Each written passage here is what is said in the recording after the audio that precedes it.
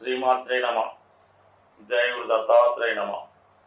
ఈ వీడియోలో మనం ధనుసు రాశి వారికి ఏప్రిల్ 6వ తారీఖు నుంచి 12వ తారీఖు మధ్యలో జరగబోయే వార ఫలాలు పరిశీలించినప్పుడు మరి ధనుసు రాశి వారికి ఇప్పుడు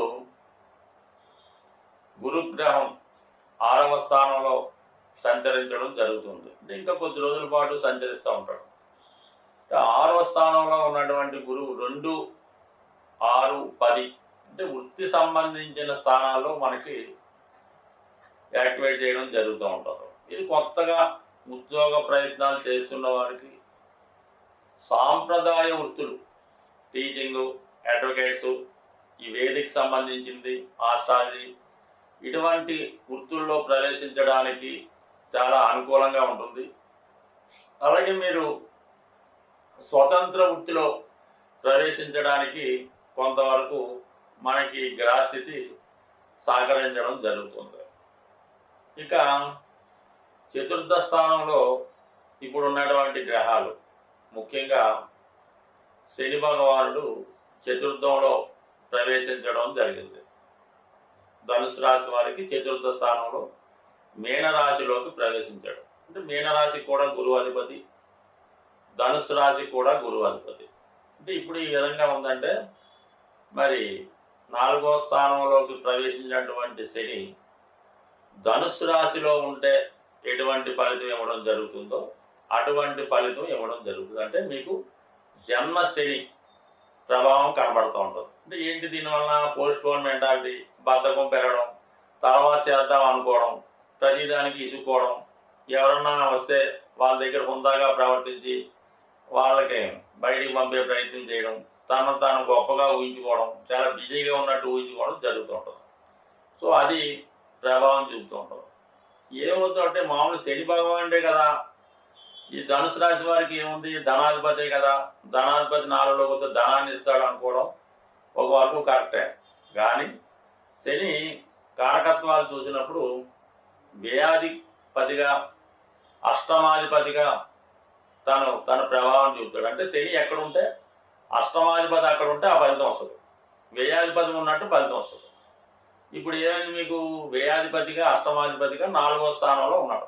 దాన్ని బట్టి కంపల్సరీగా మీరు ఉన్న స్థానాన్ని వదలవలసిందే.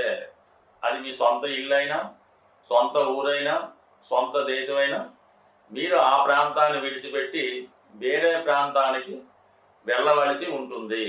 అంటే ఉన్న స్థిరాస్తి ఏమన్నా ఉంటే అమ్మి వేరే చోటికి మైగ్రేట్ అవ్వచ్చు. మొత్తం మీద మీకు అర్థమైంటుంది అనుకుంటాను. ప్లేస్ ఆఫ్ చేంజ్ ఉంటుంది. సొంత ప్రాంతంలో మనశ్శాంతి ఉండదు. ఇక మీరు ఇప్పుడున్న ప్రాంతంలో ఎంతకాలం ఉన్నా సరే ఏదో ఒక హెడేకు, ఏదో ఒక ప్రాబ్లం, ఏదో ఒక చిరాకు రావడం జరుగుతూ ఉంటుంది. స్థాన మార్పుకు ప్రయత్నం చేయండి. ఇక చతుర్థంలో ఉన్న గ్రహాలు ఆటోమేటిక్గా దశమాన్ని చూస్తుంటాయి. దశమాన్ని ఈ గ్రహాలు ఏంటి, అష్టమాధిపతి, వ్యయాధిపతి చూసినప్పుడు ఏమవుతుంది, ఆటోమేటిక్గా ఉద్యోగంలో ఇబ్బంది కలగడం జరుగుతుంది. ఉద్యోగంలో మార్పులు రావచ్చు, ఉద్యోగంలో ఇబ్బందులు రావచ్చు, ఉద్యోగం పోవచ్చు, కొత్త ఉద్యోగం రావచ్చు. అందుకనే మనం ముందుగా ఈ గురువుని చెప్పడం జరిగింది. కాబట్టి మీరు ఏదైనా టెంపరీ ఉద్యోగం లాంటివి ఉంటే కొత్త ఉద్యోగ ప్రయత్నాలు చేసుకుంటే ఉత్తమంగా ఉంటుంది.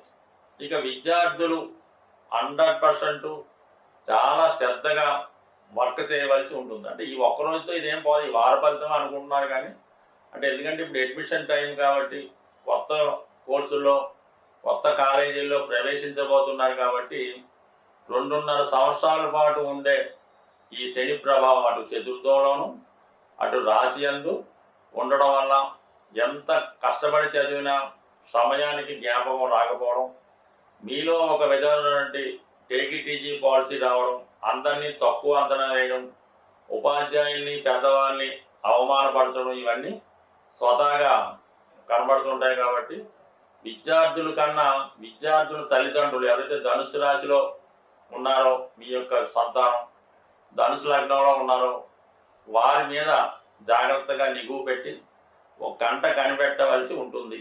బట్ ఏదైనా ఈ విషయంలో జాగ్రత్త వహించండి. అలాగే ఏదైనా ఆస్తి అమ్మే ప్రయత్నంలో తొందరపడకుండా నిదానంగా కొన్నాళ్ళు ఆలోచించి నిర్ణయం తీసుకోండి.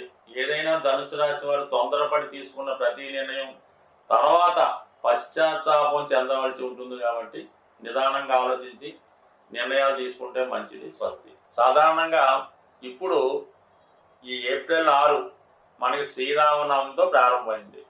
ఏప్రిల్ 12 పౌర్ణమితో ఎండ్ అవుతుంది. శ్రీరామనవమి 2 కార్యక్రమాలకి మన ద్వాదశ రాశుల వారికి అనుకూలత ఉంటుంది. ఎవరైతే ఈ శ్రీరామనవమి అది కళ్యాణం జరుగుతుంది, అట్ ది సేమ్ టైం పట్టాభిషేకం కూడా చేస్తారు. దానివల్ల ఏమైందంటే నిరుద్యోగులు ఉద్యోగం కొరకు ఎదురు చూస్తున్న వారికి ఈ శ్రీరామ కళ్యాణ కార్యక్రమంలో పాల్గొంటే కంపల్సరిగా ఉద్యోగం లభిస్తుంది. అది ఎంతదైనా వాళ్ళ ఆరాధన బట్టి లభిస్తుంది.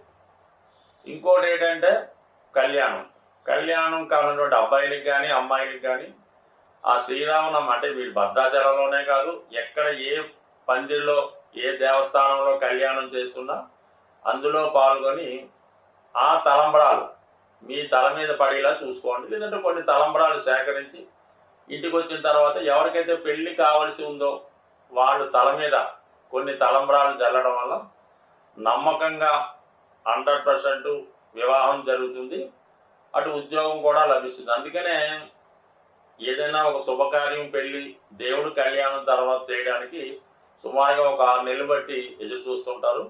మరి చాలా హ్యాపీగా ఈ వారం ఏర్పడినటువంటి శ్రీరామనవమి చాలా వీళ్ళిద్దరికీ కూడా చాలా అంటే నిరుద్యోగులకి వివాహం కాని వారికి అనుకూలంగా ఉంది.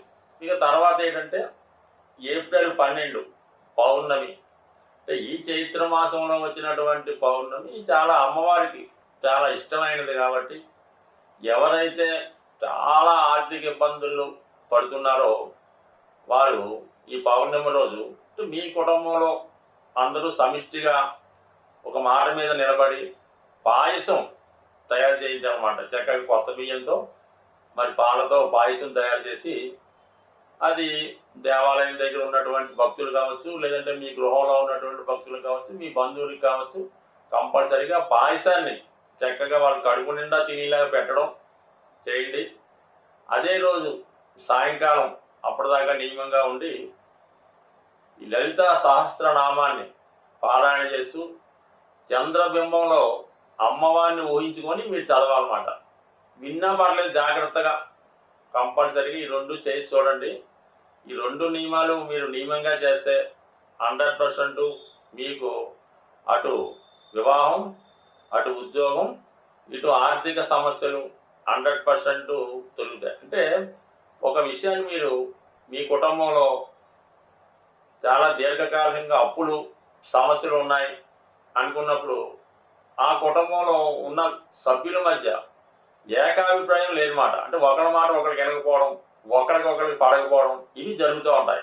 ముఖ్యంగా భార్య భర్తను ద్వేషించడం ఇలాంటి కార్యక్రమాలు జరుగుతుంటేనే ఆ గృహంలో శుభకార్యాలు వాయిదా పడుతుంటాయి. అలాగే రుణాలు పెరుగుతూ ఉంటాయి అన్నమాట.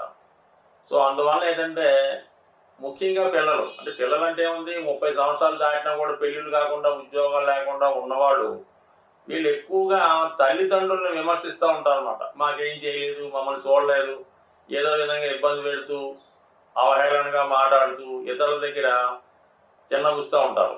ఇది చాలా పొరపాటు అయినట్టు. మీ ఫాదరు, మీ తండ్రి వాళ్ళు ఎటువంటి వారైనా అవ్వచ్చు, వాళ్ళని గౌరవించి వారి మాట వినడం ద్వారా మీరు ఏదైనా పని చేసినప్పుడు వారితో చెప్పి చేయడం వల్ల కంపల్సరీగా మీ యొక్క జాతకంలో సూర్యుడు యాక్టివేట్ అవుతాడు, చంద్రుడు యాక్టివేట్ అవుతాడు. దీనివల్ల మీకు ప్రభుత్వ ఉద్యోగాలు లాంటివి రావడం, పెళ్ళిళ్ళు జరుగుతుంటాయి. సో ఏదైనా ఒక సమిష్టి నిర్ణయం అందరూ కలిసి ఉండడం ఇది కంపల్సరీగా చేసుకుంటే మీ కుటుంబంలో ఏ సమస్య అయినా కూడా 100% సాల్వ్ అవుతుంది. స్వస్తి.